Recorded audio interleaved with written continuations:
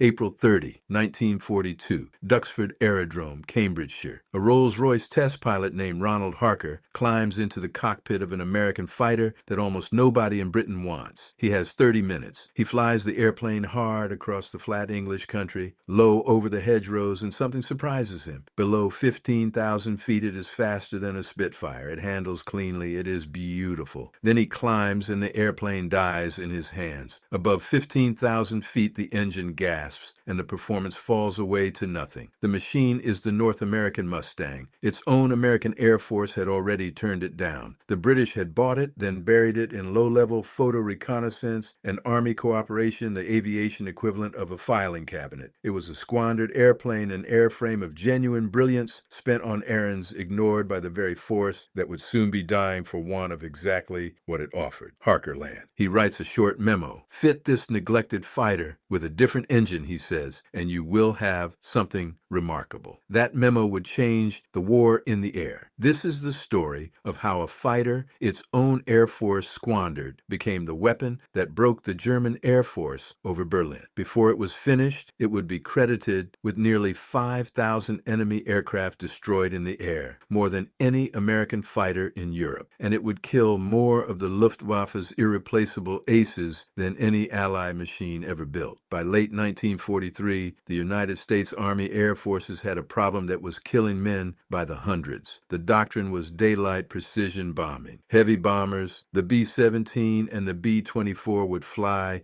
deep into Germany in tight formations and destroy the German war economy from above. The theory held that the bombers, bristling with machine guns, could defend themselves in mass boxes without fighter cover over the target. The theory was wrong. The predecessor to the escort Mustang was, in effect, no escort at all. The Republic P-47. Thunderbolt was a superb high-altitude fighter, but it could not reach the targets that mattered. Even carrying drop tanks, the early Thunderbolt could shepherd the bombers only as far as the German frontier before fuel forced it to turn for home. Beyond that line, the bombers flew on alone, hundreds of miles into hostile air with no friend above them. The Luftwaffe understood this exactly. German fighter controllers on the ground tracked the raids, waited until the short-legged escorts peeled away, and only then sent their fighters in. The pattern was deliberate, and it was working. October 14, 1943, 2nd Schweinfurt. The mission the crews would call Black Thursday. 291 B-17 flew toward the ball-bearing factories at Schweinfurt, deep in southern Germany, far past the point where the Thunderbolts had to leave them. 60 were shot down. 17 more were written off as damaged beyond repair. 121 came home, holed and bleeding. That is a loss rate above 26% in a single afternoon. 600 airmen did not return. The official history conceded the truth in one flat sentence. The 8th Air Force had, for the time being, lost air superiority over Germany. Deep daylight raids were effectively suspended. Commanders now faced a brutal arithmetic. Every unescorted mission traded air crew for damage at a rate the force could not sustain. Without a fighter that could travel all the way to the target and all the way back, the entire strategy was finished. General Henry Arnold, who ran the Air Force, needed an airplane that did not appear to exist. It did exist. It had existed for 2 years. It had simply been squandered. The Mustang was born from a British request and an American refusal to do the obvious. In 1940, the British Purchasing Commission came to North American Aviation and asked the company to build Curtiss P-40 fighters under license. The company president, James Kindleberger, made a different offer. His team would not copy an aging design. They would draw an entirely new fighter around the same Allison engine and build it faster than anyone believed possible. The lead designer was Edgar Schmude, an engineer born in Austria and raised in Germany, a man who had spent years thinking about the perfect fighter before he was ever asked to draw one. The commission approved his detailed design in May 1940. The prototype was the NA-73X, civil registration NX 19998. It first flew on October 26, 1940, with the freelance test pilot Vance Breese at the controls. A short first hop, then a longer flight. The airframe worked from the start. 3 weeks later, on November 20, the company's own chief test pilot, Paul Balfour, took the prototype up for the first time. The Allison starved for fuel and quit. The airplane flipped onto its back in a plowed field and broke apart. Balfour walked away. The program did not. Later, when people marveled that the Mustang had been designed in 120 days, Schmood gave the honest answer. Yes, he said, the Mustang was built in 120 days, but he had been designing it for 5 years. The speed was real. It was not a miracle. It was a man with a finished idea, waiting for a reason to draw it. Now the specifications measured against the rival, because this whole story turns on one weakness. The early Mustang carried the Allison fee 1710. On paper, the airframe was clean and fast, and at low level it was. But the Allison had only a single-stage supercharger. Above roughly 15,000 feet, its power bled away. It was a fine blade that lost its edge at exactly the altitude where the bombers flew and the battles were fought. The Thunderbolt was the opposite animal in almost every way. It was enormous. Fully loaded, it weighed close to 8 tons, the heaviest single-seat fighter of the war. It carried the Pratt and Whitney R 2800 radial, an 18-cylinder engine fed by a turbo supercharger ducted the whole length of the fuselage.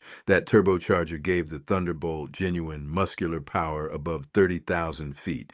8 50 caliber machine guns gave it the heaviest gun battery of any American fighter. It could dive faster than anything else in the sky, and it could soak up punishment that would have destroyed a lesser machine. What the Thunderbolt could not do was reach Berlin. The American Materiel Division had looked at the Mustang and turned it down. Arnold himself later admitted in writing that the Army must have the airplane in spite of the Materiel Division turning it down. The British, meanwhile, flew their Allison Mustangs on low-level reconnaissance and groundwork, missions where the weak, high-altitude engine did not matter. It was honest work, and the airplane did it well. But a fighter of rare quality was doing the job of a runabout, and the men who would soon need it were dying without it. The answer lies in the engine, and in one 30-minute flight at Duxford. When Ronald Harker climbed out of that Mustang in April 1942, he did not see a reconnaissance airplane.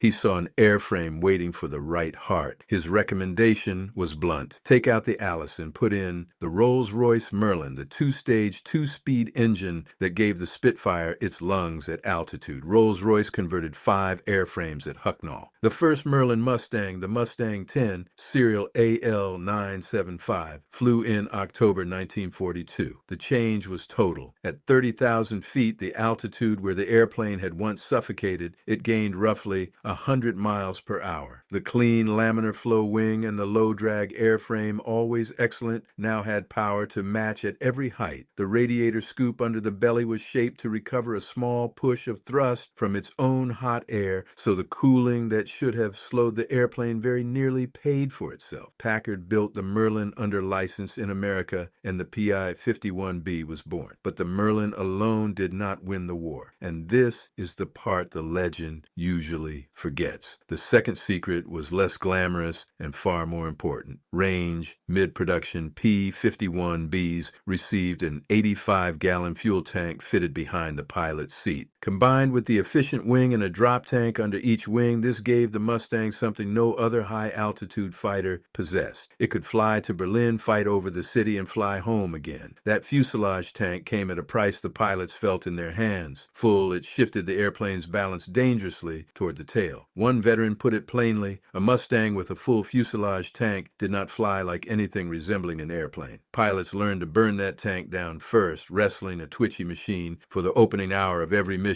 because the reward at the far end was the ability to arrive over the German capital with guns loaded and fuel to spare. The result was a fighter that could finally do the one thing the whole bombing campaign demanded: escort the heavies the entire distance into the heart of the Reich and back. There's a great deal more of this story to come: the combat, the aces, the reckoning. If you're finding this interesting, subscribing takes a second and helps the channel, because what happened next is the reason the Mustang is remembered at all. There was still one obstacle, and it sat at the top. When the early performance figures reached General Arnold in November 1942, he waved them off as merely estimated. The man who refused to let the matter drop was Tommy Hitchcock, an assistant air attaché in London who had flown in the First War and understood exactly what the Merlin Mustang could be. When Arnold would not move, Hitchcock went over his head to Robert Lovett, the Assistant Secretary of War for Air. Lovett pushed push the order through. The first large American contract for Merlin Mustangs followed. The airplane that had been squandered for 2 years was at last being built to fight. December 1, 1943, the first Merlin Mustangs went to war with the 354th Fighter Group, the outfit that earned the name the Pioneer Mustang Group. 24 P-51Bs swept over Belgium and the Pas-de-Calais. To lead them on their first combat missions, command borrowed an experienced fighter pilot from another unit, Lieutenant Colonel Donald Blakesley. Blakesley was the man who dragged the Mustang into the fight by force of will. When the 8th Air Force offered his own famous unit, the 4th Fighter Group, the chance to convert to Mustangs, Blakesley promised his commander he would have them in combat within 24 hours. He got his airplanes, then he told his pilots to learn how to fly them on the way to the target. March 4, 1944. For the first time, American fighters escorted the heavy bombers the whole way to Berlin. The weather was foul, the formations were scattered, and only a handful of Mustangs actually reached the city. It did not matter. The point had been made. Enemy fighters were now over the German capital, and they had come with the bombers. 2 days later, on March 6, Blakesley led the 4th Fighter Group over Berlin in force, and the group claimed 17 enemy aircraft in a single day. It was the costliest day of the war for the 8th Air Force, and it was also the day the balance began to turn. The Luftwaffe had believed Berlin lay beyond the reach of enemy fighters. Now the fighters were overhead in numbers, and they were hunting. For the German fighter pilot, there was no longer a safe stretch of sky between the coast and home. Then the doctrine changed, and the change was decisive. During Big Week, the 5 days from February 20 to February 25, 1944, Lieutenant General James Doolittle took command of how the escorts fought. Until then, fighters had been chained to the bombers, forbidden to leave the formation even when the enemy was in sight. Doolittle cut the leash. He released the fighters to range ahead of the bombers and hunt the German fighters wherever they climbed to attack. The order from above was stark: destroy the enemy air force in the air, on the ground, and in the factories. With the Mustangs' range, that order could finally be carried out over the whole of Germany. What followed was slaughter. Major George Preddy of the 352nd Fighter Group became the highest-scoring Mustang ace of the war. On August 6, 1944, in a single mission, Preddy shot down 6 German fighters, 6 in one flight in one morning. Captain Charles Yeager, later the first man to fly faster than sound, made ace in a single day on October 12, 1944, destroying 5 enemy aircraft in one mission. Weeks afterward, he shot down one of Germany's new jet fighters, the Me-262, catching it in the one moment a jet is vulnerable, low and slow near its own runway. That vulnerability produced one of the sharpest episodes of the campaign. October 7, 1944. First Lieutenant Urban Drew watched 2 of the German jets taking off from the airfield at Akmer. He dove on them as they climbed away, heavy with fuel, too slow to run. He destroyed both. It was the first time any pilot had downed 2 jets in a single mission. His gun camera jammed and his wingman was shot down and captured, so the official credit was withheld for nearly 40 years. The kills were real. The record eventually caught up with the truth. The jets could not save the men who mattered most. November 8, 1944. Walter Nowotny, credited with 258 victories, one of the highest scoring aces in the history of air combat, took off in an Me-262. He went down after combat with Mustangs of the 357th Fighter Group. Adolf Galland, the general of the German fighter arm, was on the ground and watched the jet fall out of the cloud. Even the fastest fighter in the world could not shield the Luftwaffe from what the Mustangs were doing over Germany. They were not lone hunters. Colonel John Meyer of the 352nd scored 24 aircraft in the air and a further 13 destroyed on the ground, the highest combined total in the 8th Air Force. Major John England of the 357th Fighter Group scored more than 17 in a group that produced more aces than any other in the 8th. These were not exceptions. They were the shape of an entire campaign. The statistics tell the rest without any need for drama. Across the war, the Mustang was credited with 4,950 enemy aircraft destroyed in the air and more than 4,000 more destroyed on the ground. No American fighter in Europe destroyed more in aerial combat. And the deeper wound was one the numbers only hint at. By early 1944, the Luftwaffe was replacing its fighter pilots at a rate of only about 26 a month. The experienced men, the aces on whom the whole force depended, were dying faster than they could ever be replaced. More than any other airplane, it was the Mustang that was killing them. The men doing the killing paid as well. Major George Preddy, some 26 victories, the best Mustang ace of them all, was shot down over Belgium on December 25, 1944. He was not killed by a German. He was killed by American anti-aircraft fire that mistook his airplane for the enemy on Christmas Day. He was 26 years old. Now the honest reckoning, because the Mustang did not win this alone, and the airplane it is always measured against deserves the truth. The P-47. Thunderbolt was, in several ways, the better machine. It could outdive the Mustang and everything else in the sky. Its air-cooled radial engine could lose whole cylinders and keep turning, where a single bullet in the Mustang's liquid cooling system would leave the engine to seize and die within minutes. That toughness made the Thunderbolt the finest ground attack fighter of the war. From the Normandy landings to the end, Thunderbolts tore the German army apart on the roads and rails of Europe. The tally is stark: roughly 86,000 railway cars, 9,000 locomotives, 6,000 armored vehicles, and 68,000 trucks destroyed by Thunderbolts alone. The Thunderbolt was also a genuine killer in the air. The 56th Fighter Group, the only 8th Air Force group to fly the Thunderbolt from beginning to end, and it did so by choice, was credited with more than 660 enemy aircraft destroyed in the air. No other group in the 8th destroyed more. The two highest scoring American aces in all of Europe, Francis Gabreski and Robert Johnson, scored every one of their victories in Thunderbolts, not Mustangs. And the Thunderbolt did all of this while being lost at the remarkably low rate of 0.7% per mission, roughly half the loss rate of the Mustang. Those are real advantages: faster in the dive, tougher under fire, deadlier against the ground, safer for the man in the cockpit. None of that mattered for the one job that decided the daylight air war. The job was to reach Berlin, break the German fighters over their own cities, and bring the bombers home. On that single task, the numbers are not close. The early Thunderbolt turned for home at the frontier. The Mustang went the whole distance and killed the enemy where he lived. In the decisive year of 1944, it was the Mustang's range married to the Merlin's altitude that let Doolittle's fighters hunt the Luftwaffe to destruction over Germany itself. The Thunderbolt was the better fighter for many things. The Mustang was the right fighter for the thing that won the war. So let the record settle two myths. The first myth is that the Mustang alone won the air war and the Thunderbolt was merely a mud mover. That is false, and the 56 fighter group's guns prove it. The second, quieter myth is that the Merlin engine gave the Mustang its range. It did not. The Merlin gave it altitude. The range came from the fuselage tank, the efficient wing, and the drop tanks. Confuse the two and you miss the reason the airplane worked at all. The numbers close the case. More than 15,500 Mustangs were built. The airplane fought on after the war as the F-51, flew again in Korea in the ground attack role, and served air forces around the world for decades. The last military Mustangs were not retired until 1984,